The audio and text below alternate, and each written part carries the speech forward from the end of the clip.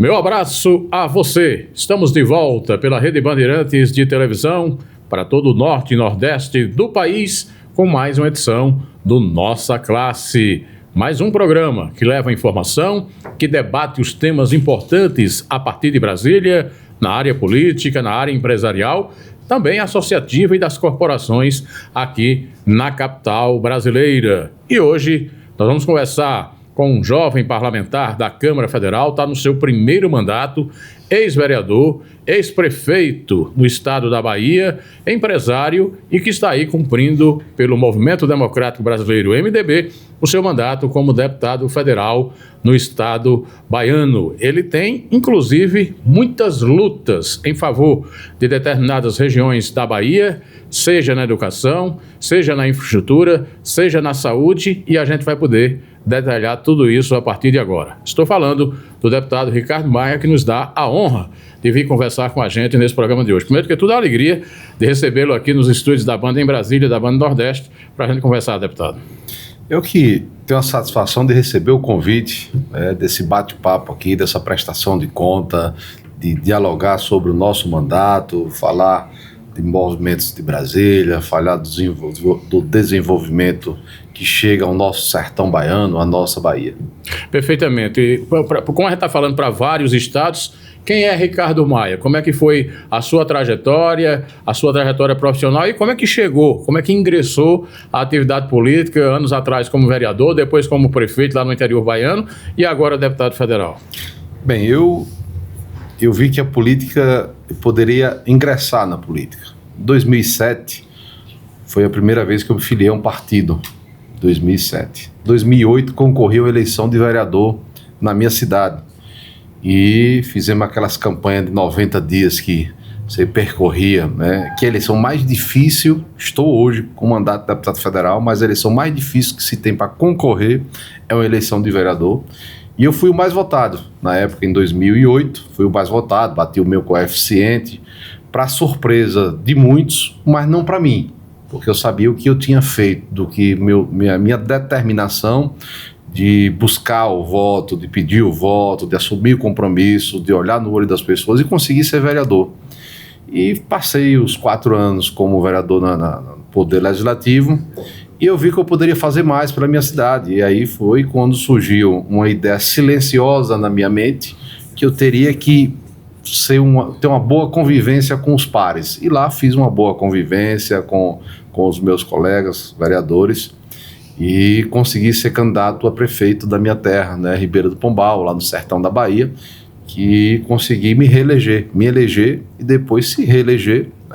Conseguimos fazer um bom mandato com muita dedicação, fizemos o sucessor, né, e também meu filho, como é filho da cidade de Tucano, nós lançamos ele como candidato a prefeito.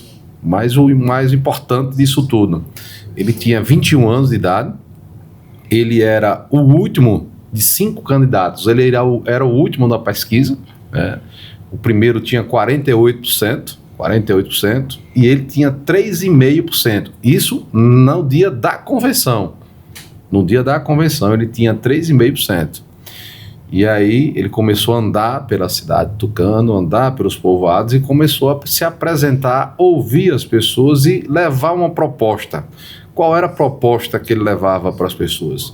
Porque não era admissível. Pombal e Tucano são 2 cidades vizinhas, irmãs gêmeas, a quantidade de habitantes, né, uma com 55, outra com 51 mil habitantes, que Pombal teve durante os 8 anos, o que teve na evolução da saúde, da educação, da infraestrutura, do cuidado das pessoas, entrou num cenário, né, de equilíbrio fiscal, e Tucano estava em uma decadência, tanto de saúde. E há muita influência de uma cidade para outra, as pessoas convivem. E aí ele foi, criamos o grupo político, eu fiz a articulação política, mas vale ressaltar, quem ganhou a eleição foi ele, porque ele saiu com 21 anos, conversando com as pessoas, colocando essa proposta, e com 15 dias da eleição, quem era o primeiro já era o segundo, quem era o segundo já estava no terceiro, e ele já era o primeiro na pesquisa, com 15 dias de campanha.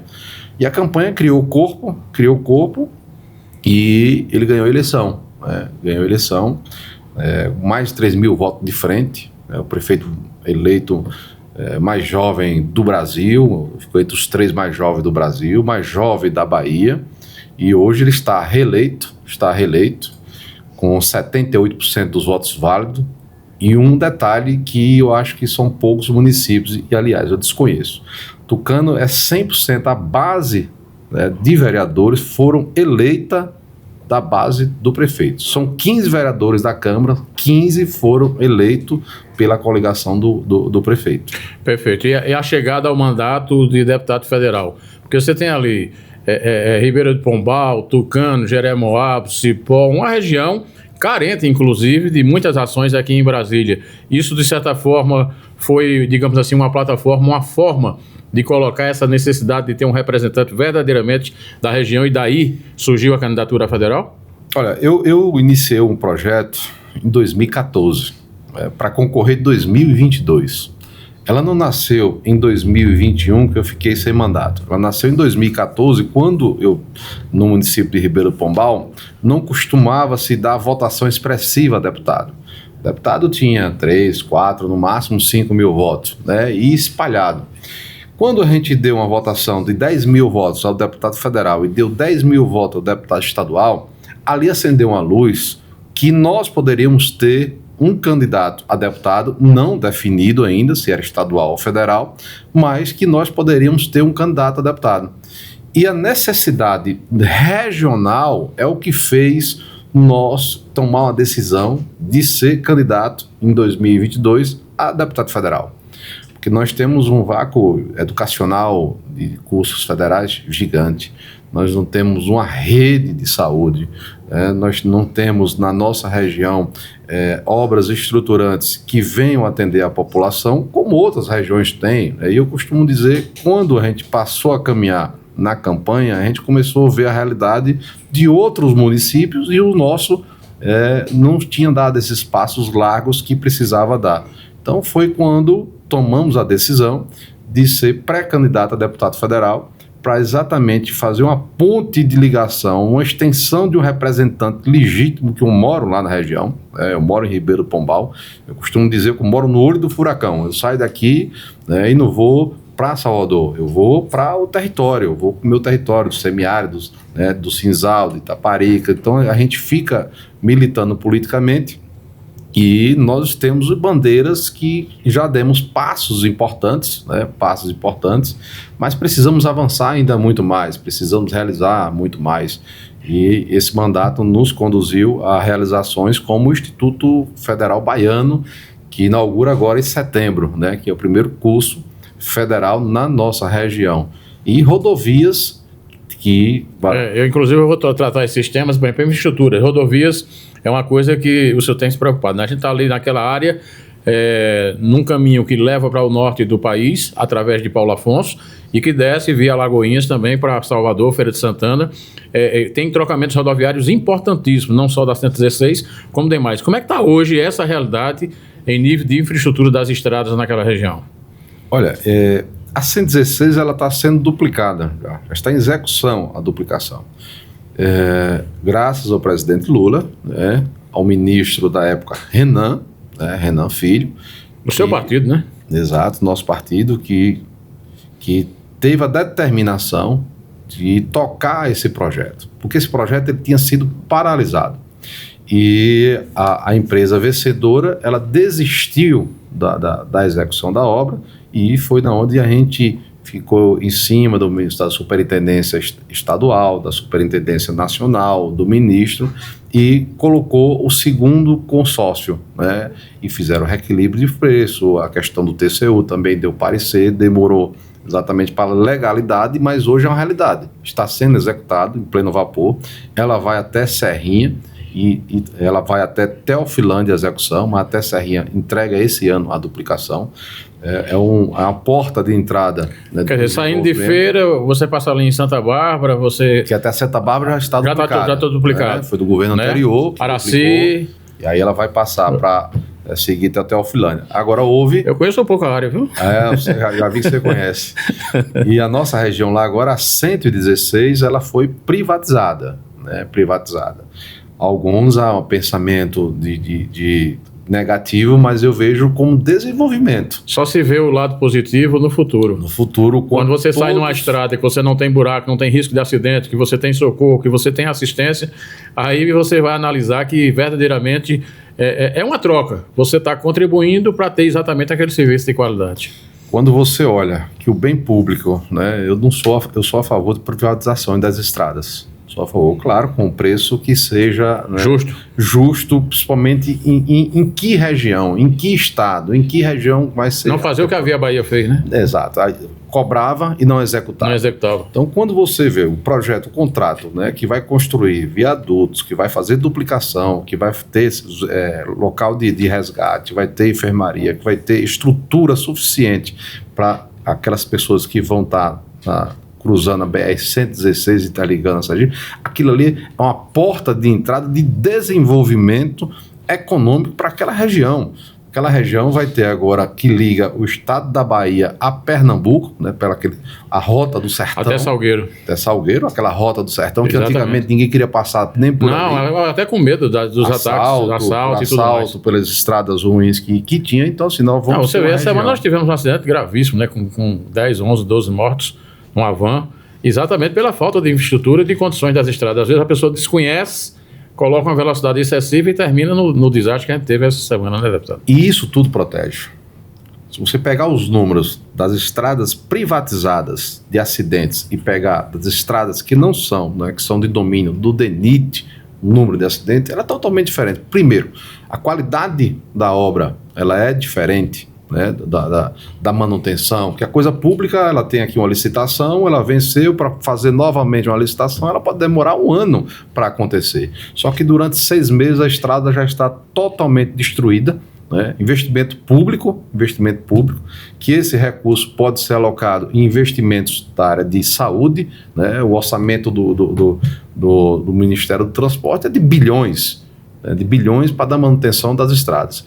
Então, eu sou a favor, né, dessa porta de desenvolvimento, e temos a 110 e a 116 que cruzam o nosso sertão, que liga ao estado de Fortaleza, que liga o estado de Sergipe, que liga o estado de Alagoas.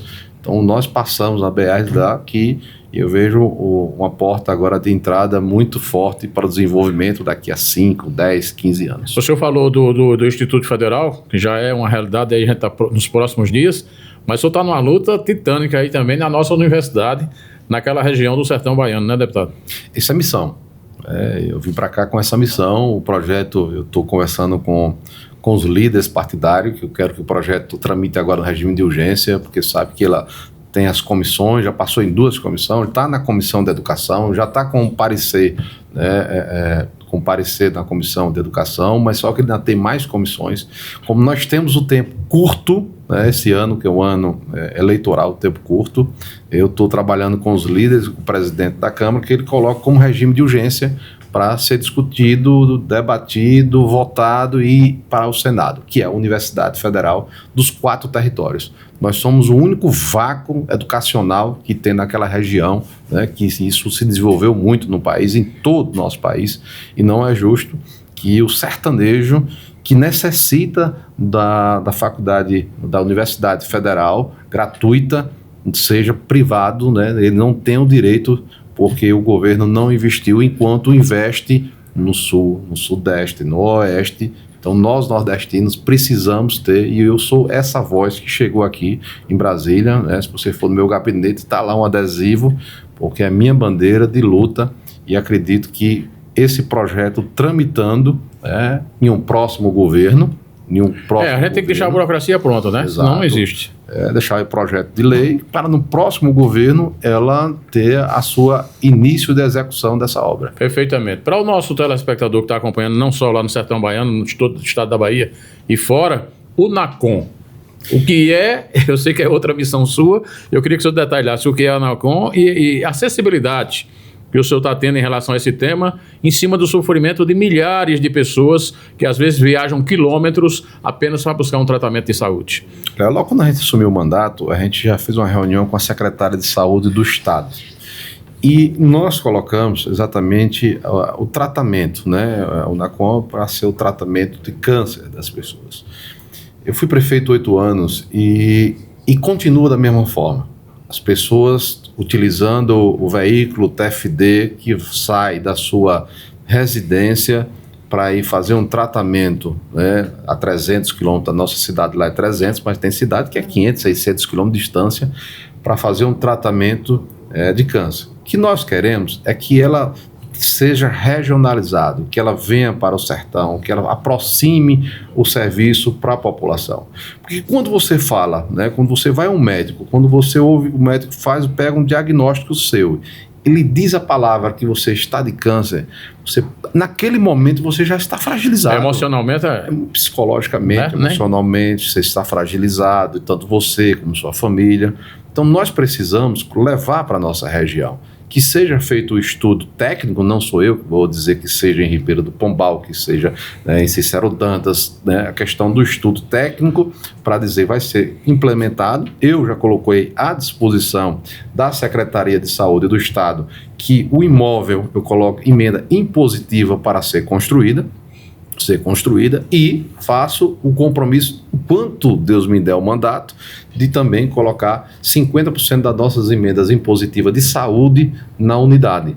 Então eu desconheço parlamentar que assuma compromisso isso público para colocar recurso, né, do orçamento dele, que nós temos orçamento anual, para esse tratamento, né, que é a Unacom, que eu acredito que também é um projeto que é para ser iniciado de imediato. Perfeitamente. Vamos falar um pouquinho da atuação legislativa.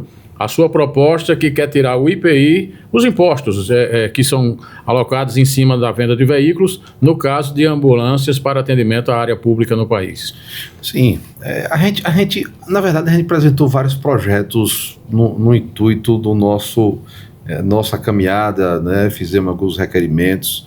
Então, quando a gente coloca essa retirada, você diminui, né, a questão do acesso, né, da compra desses veículos. Então, quando você tem uma compra de um veículo, que ele não é um veículo de passeio, mas sim um veículo de necessidade para a população em si, ele passa a ter frota mais nova, passa a ter uma frota maior e os municípios, o Estado, a União, poder comprar com mais, vamos dizer assim, todos os anos, justa, né, deputado? Renovando sua frota. Não adianta você botar uma ambulância, daquelas ambulâncias que antigamente tinha, que se utilizava, que o cabo fica com os pés encolhidos. O cabo está doendo com a perna quebrada, na hora de fechar a porta, bate a porta ali, machucando o cara. Então você tem que colocar o quê? Essas vans com toda a estrutura, com conforto. Eu sou favorável que toda ambulância ela seja uma semi-UTI. Que ela não seja apenas um veículo de transporte, ele seja um veículo de acompanhamento de tratamento. Porque se você tiver uma parada cardíaca no momento de uma transferência, se você não estiver numa semi-UTI ou UTI, você morre, né, no seu deslocamento. Então, eu sou favorável que a ambulância ela não seja um veículo rabecão, ele seja um veículo de realmente estrutura de saúde montada, móvel para transportar as pessoas. Ela não tem que ter só uma sirene, uma pintura vermelha, uma cruz vermelha lá de fora, tem que ter estrutura, né? Ela está ali transportando uma pessoa que precisa do tratamento e o tratamento dela é de urgência e emergência. Lhe passaram uma relatoria importante que diz respeito à mulher e à violência contra a mulher, né? Seja no ambiente doméstico, seja em casa, seja a violência sexual, de dar exatamente a oportunidade de emprego, de trabalho a essa mulher que às vezes fica abandonada. Às vezes a agressão é dentro da própria casa do marido, do ex-marido. Como é que tem sido exatamente a tramitação dessa proposta? Olha, tem andado bem na Câmara, né? A Câmara, a gente vê projetos como citar aqui, tem projeto agora, a PEC mesmo, do fim da escala é de 2019. Só para você ter ideia agora que ela veio ser tramitando. Então, assim, a casa, ela tem, às vezes, o congelamento de projetos em comissões que ela demora a andar, projetos importantes, né? Como tem projetos que aparecem em 2026, vai requerimento de urgência e é votado na mesma hora, né, por um entendimento da conjuntura dos líderes, entendem que aquele projeto. Mas, especificamente, esse projeto, nós estamos vivendo uma onda que não está normal no nosso país. Não sou estudioso da área, mas eu sou pai, sou marido e sou filho de uma mulher. Então, a mulher, ela é um ser forte, independente, de direitos iguais, e o homem não absorve isso naturalmente. né, pela sua masculinidade, pela sua história que se vê numa vida, acha que a mulher tem que ser submissa, tem que estar agredindo verbalmente, agredindo fisicamente. Isso nós não podemos admitir de forma alguma.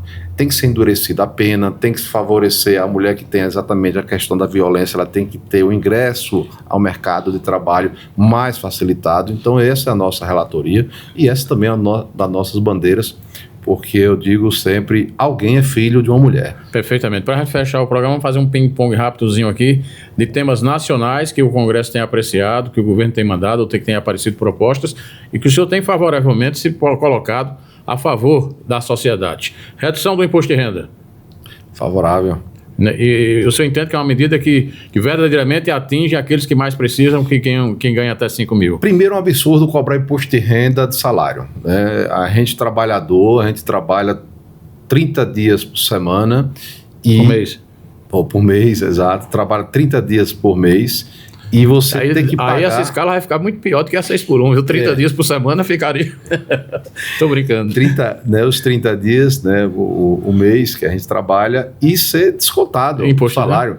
Né? Eu ganho muito bem como deputado federal, é descontado 27% e sou indignado porque desconta 27% como imposto de renda. Né? Eu acho que imposto tem que ser por serviço ou bem vendido, não do seu salário, do seu suor, do seu trabalho. Imagine o trabalhador, né, hoje vai até 5 mil reais, mas o trabalhador que ganha ali 7, 8 mil reais, que estudou, que teve sua profissão, que pagou ali como médico um curso altíssimo, e ali ele vai ter que deduzir ali quase 30% do seu salário, do seu trabalho para voltar para o imposto, que o imposto às vezes não é bem redirecionado para a população, não retorna o serviço. Perfeito. Na área de saúde a gente tem aí o Mais Médicos e o Tem Especialista. Como é que o senhor tem visto esses dois programas? Olha, é um programa do governo federal que vem dando certo muito. A gente quer dar ponta lá do sertão. O Mais Médico, né? O Mais Médico, ele deu certo na atenção básica nas unidades. Então, quando você coloca um médico para morar no interior, para atender a população, primeiro ele faz o vínculo de aproximação, ele começa a chamar as pessoas pelo próprio nome, então não tem a troca de rotina do médico. O médico passa a ter um vínculo. Se passa a ter o vínculo, passa a ter um cuidado maior. Né? E o Mais Especialidade, na minha avaliação, ele está em fase de laboratório. Né? Em fase de laboratório. Por quê? Porque quando você chega no sertão da Bahia, você coloca o ônibus lá para atender, a carreta para atender, você não encontra o especialista. E aí você coloca um médico clínico geral. Então, você está faltando a mão de obra qualificada para atendimento. Então, o momento ainda está em fase, na minha avaliação, para o interior, né, para o uso interior, está em fase... Vamos ver se esse boom que a gente teve aí na universidade, das faculdades particulares, se a gente, essa estudantada, realmente está preparada e pode ser aproveitada tranquilamente num programa como esse, né, Ricardo? E quem está se concluindo o curso de medicina tem que fazer agora especialidades. Se não fizer especialidades, ele vai se tornar, né, uma mão de obra como um enfermeiro, porque antes, para você encontrar um médico para trabalhar em um hospital, isso no interior, no hospital, num PSF, era muito difícil. Hoje tem currículo em cima do birô, né? Do birô de médico sem trabalhar. Então, assim, essa turma agora, o que é que vai acontecer? Elas vão buscar uma especialidade em neurocirurgião, vai buscar especialidade em oncologia, em cardiologia. Então, a mão de obra, ela vai surgir mais e nós vamos ter uma saúde na ponta mais de qualidade. Por exemplo, Ribeira do Pombal, ele tem um Hospital Geral Santa Teresa. Um hospital que tem 10 leitos de UTI adulto e 10 de criança, e agora está em fase de aumentar, né? Vai para 40 leitos, vai aumentar de 70 leitos de internamento para 160, e nessa trajetória, né, os médicos estão se especializando. Então, nós vamos ter no interior da Bahia um neurocirurgião, perfeito, né, que vai fazer ali, naquele momento, uma cirurgia, porque senão fica na tal regulação esperando. O senhor votou favorável para a gente fechar. 6 por 1, redução da jornada de trabalho. Como é que Ricardo vai ver? Eu digo sempre, não diminuímos um dia, diminuímos 4 horas. né? Se diz, diminuiu um dia de trabalho. Não, tiramos 4 horas, que ela não vai entrar no piloto automático, né? Ela vai entrar nos 2 horas agora, daqui a 2 meses. Isso se o Senado aprovar, né? A bronca está grande lá. A bronca está grande, mas me perdoe os senadores, se ele modificar, volta para a Câmara Federal e nós vamos votar realmente como foi acordado na Câmara, né? Com 2 meses, reduzir 2 e depois com 4, né? O Senado quer falar em hora trabalhada. Eu sou a favor de hora trabalhada para ser para os parlamentares. Porque se você chegar aqui hoje na Câmara Federal e no Senado Federal, está um deserto, né? Eu estou aqui. Enquanto tiver como parlamentar, eu tenho a obrigação de vir trabalhar. Só trabalhamos 3 dias na semana. Mas nós fazemos as nossas bases. Alguns não vão para a base. Alguns vão para a inauguração de um evento quando tem. Então, assim, eu sou favorável. Quem trabalha 3x4 não pode ser contra 5x2, né, deputado? Não. Então tem que ser 5x2, tem que ser, as pessoas precisam, né, de tempo para cuidar da sua família, precisa de tempo do lazer, precisa do tempo para ir ao comércio comprar, para se organizar, para passar no médico.